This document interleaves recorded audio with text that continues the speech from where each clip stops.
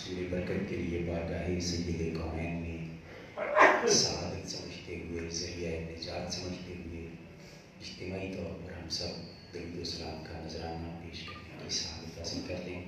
السلام علیکم یا سیدی یا رسول اللہ وعلی آلہ و صحبہ یا سیدی یا حبیب اللہ۔ السلام علیکم یا سیدی یا سید المرسلین وعلی آلہ و صحبہ یا سیدی یا شفیع المذنبین۔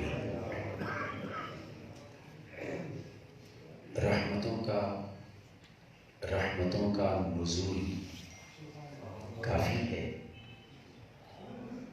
رحمتوں کا نزول کافی ہے، بخششوں کا حصول کافی ہے۔ روز محشر ہم عاصیوں کے لیے ایک نگاہ رسول کافی ہے۔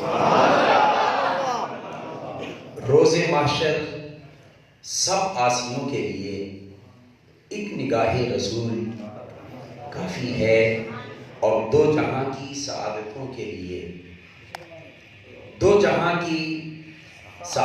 کے لیے اتباع رسول کافی ہے، اتباع رسول کافی ہے۔ اور بحر دیدہ بری سنو یارو خاک طیبہ کی دھول کافی ہے۔ سبحان اللہ۔ بحر دیدہ بری، آنکھ خراب ہو جائے نا اور اس کو ٹھیک کرنا ہو، اس کے لیے علاج بحر دیدہ بری سنو یارو خاک طیبہ کی دھول کافی ہے۔ اور ناک میں داد کی ہوس ہے غلط، ناک میں داد کی ہوس ہے غلط، داد غلط نہیں، ہوس غلط ہے۔ ہمارے یہاں یہ مزاج بن گیا ہے، چس نہیں آ رہی، آپ پہلے سبحان اللہ کہیں، یہ کیا ہوگا؟ ہم نے مزاج یہ بنا لیا ہے کہ لوگوں سے جب تک داد نہ ملے شاید ہم سے دین کا کام سلیمہ میں نہیں ہو پائے گا۔ یہ ہم نے کیا بنا رکھے ہے؟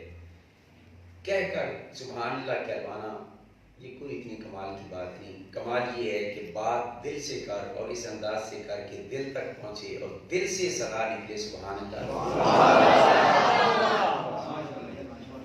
ہمارے یہاں یہ عام طور پہ ہماری سا انداز بن گیا ہے کہ ذکر کی محافل کے نام پر بھی ہم نے شعبدہ بازیاں شروع کر رکھی ہیں۔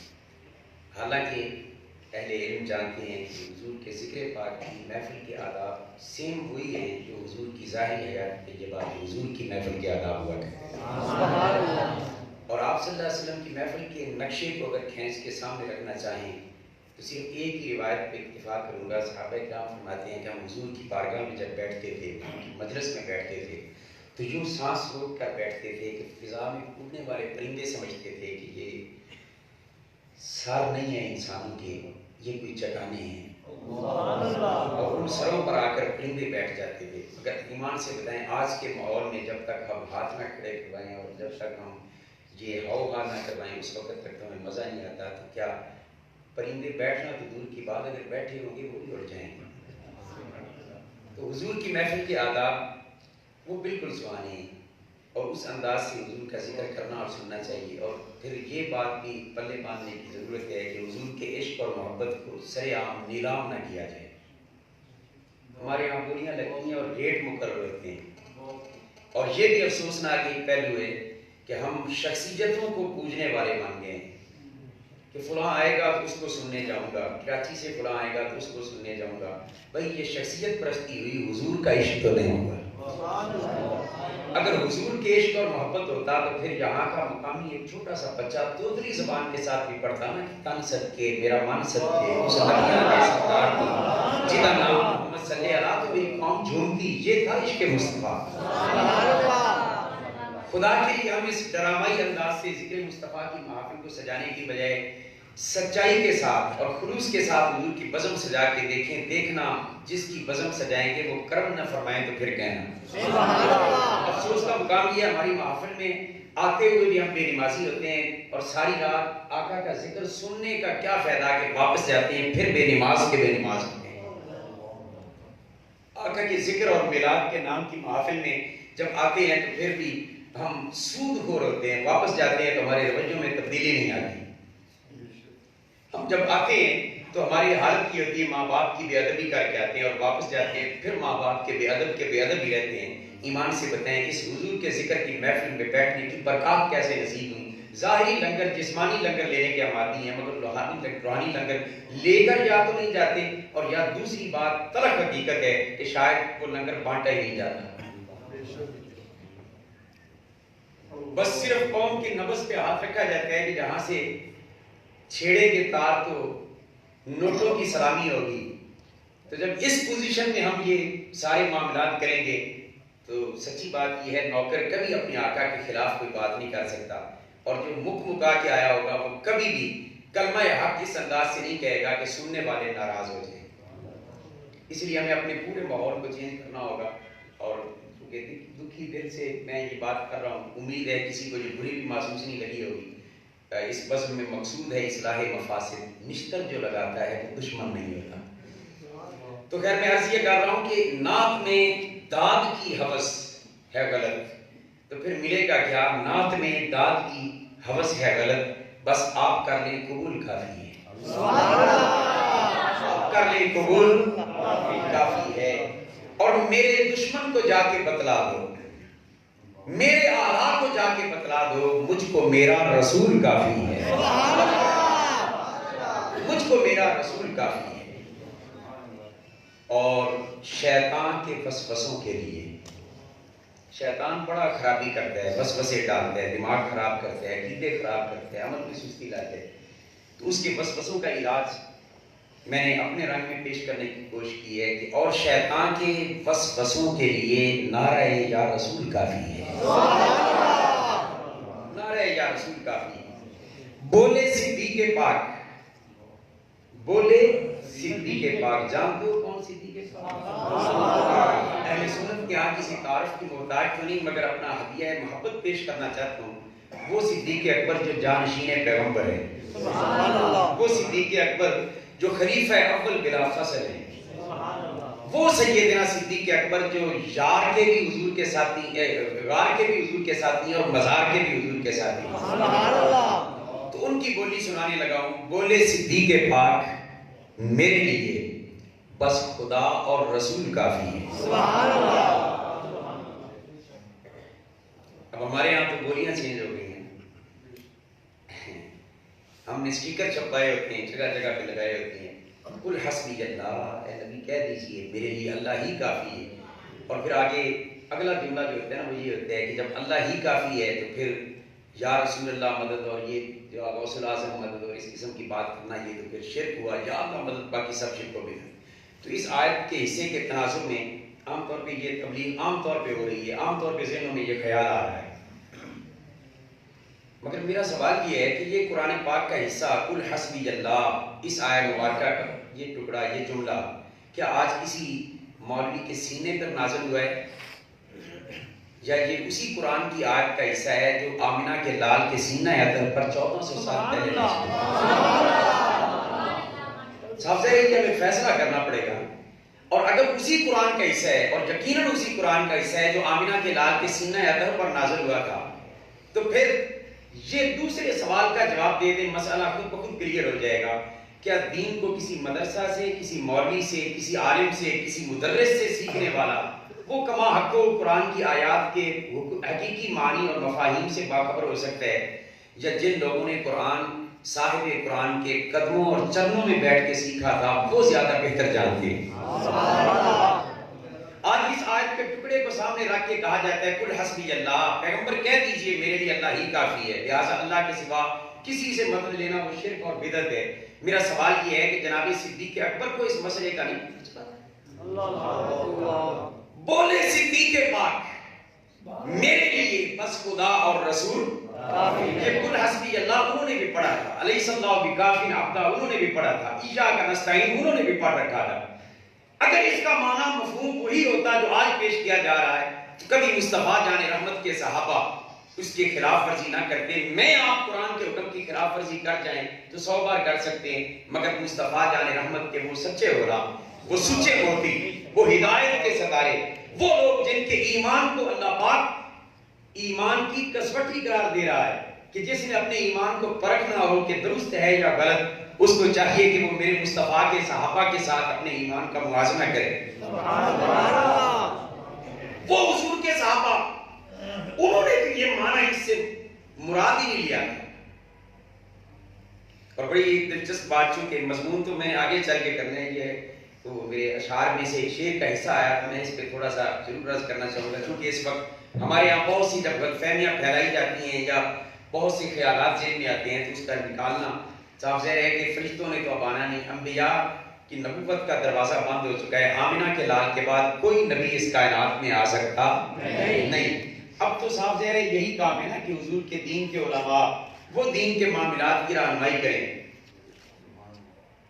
قل حسبی اللہ، یہ حق ہے، اللہ کا قرآن ہے، مگر قرآن پاک کے کسی حصے کسی جملے کو سمجھنا ہو تو صرف درمیان سے کاٹ کے سمجھنا وہ بعض اوقات گمراہی کی طرف لے جاتے ہیں۔ اس کو سیاق اور سباق کی روشنی میں جب نہ سمجھیں وہ سمجھ نہیں آتی۔ ایک یہ آیت بڑی مشہور مثال کے طور پہ اس موقع پہ دی جاتی ہے کہ مثلا کوئی شخص یا الذین آمنوا لا تقربوا الصلاۃ پڑھے اور وانتم سکارا چھوڑ دے اور کہے کہ قرآن میں ہے کہ اللہ نے فرمایا ایمان والو نماز کے قریب نہ جاؤ، تو ایمان سے بتائیں یہ ہدایت ہوگی یا گمراہی ہوگی؟ تو قرآن پاک کو سیاق اور سباق سے ہٹا کے پڑھ کے بعض اوقات گمراہیاں ملتی ہیں، اسی لیے اللہ کے کائنات نے فرمایا یضل بہ کثیرا ویہدی بہ کثیرا، فرمایا اس قرآن کے ذریعے بہت سے لوگ ہدایت پا جاتے ہیں اور بہت سے گمراہ بھی ہوتے ہیں۔ اب اس میں یہ بات بھی عرض کرتا چلوں کہ اس میں قرآن کا کوئی قصور نہیں ہے۔ آسمان سے برسنے والی بارش کے قطرے ایک جیسے ہوتے ہیں، مگر زمین جہاں پہ صاف ستھری ہو وہاں پہ وہ قطرے گرتے ہیں تو ہریالی پیدا ہوتی ہے اور زندگی کا سامان پیدا ہوتا ہے۔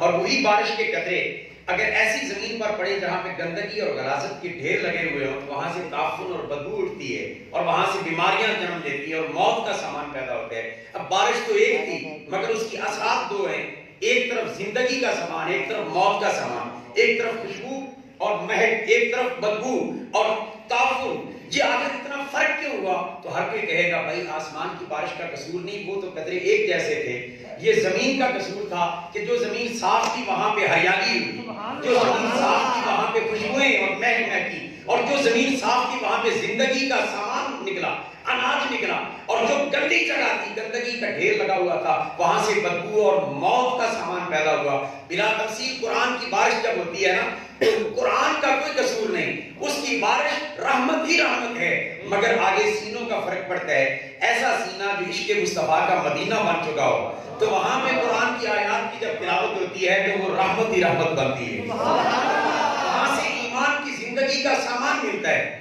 اور اگر اس سینے کو بغض مصطفیٰ کے کینے کے ساتھ گندا اور غلیظ کر لیا جائے تو قرآن کی یہی آیتیں اوپر گرتی ہیں تو وہاں سے ایمان کی موت کا سامان نکلتا ہے۔ اور یہ بات ذہن میں رکھیں، آپ جانتے ہیں اینک جس رنگ کا کلر کا آئینہ ہو، شیشہ ہو، جب اینک لگائیں گے تو آپ کو سارا ماحول اسی رنگ میں رکھنا نظر آئے گا۔ قرآن کو سمجھنا ہو تو کسی ابو جہل اور ابو لہب کی نظر سے نہ دیکھیں، قرآن کو پڑھنا ہو تو ابو بکر و عمر و عثمان والی کی نظر وہ اینک لگائیں جس سے ابو بکر و عمر و عثمان والی، بلال، سلمان اور طلحہ نے قرآن کو پڑھا۔ بد نصیبی یہ اس امت کے اندر جس نبی نے پوری کائنات کو کالوں گوروں عربی و عجمیوں کو اکٹھا کرنے کے لیے محنت کی، ہم نے اسی نبی کی ذات کو متنازع بنا کے رکھ دیا ہے۔ اور اس آیت مبارکہ کو اس تناظر میں دیکھو کہ صحابہ کی اینک لگا کے اگر اسے دیکھیں گے تو کیا معنی ہوگا؟ سبحان اللہ۔ لوگ کہتے ہیں کن حسبی اللہ، صرف اللہ ہی کافی، اور سیاق سباق کو چھوڑ دیتے ہیں۔ میں تھوڑا سا سیاق سباق کے حوالے سے ایک بات کر دوں، یہ دو آیات بینات سورۃ شریف کی آخری آیات بینات، ان آیات بینات کے اندر اللہ پاک نے حضور کی عظمتوں کو بیان کیا ہے۔ اللہ پاک نے فرمایا لقد جاءکم رسول من انفسکم عزیز علیہ ما عنتم حریص علیکم بالمؤمنین رؤوف رحیم۔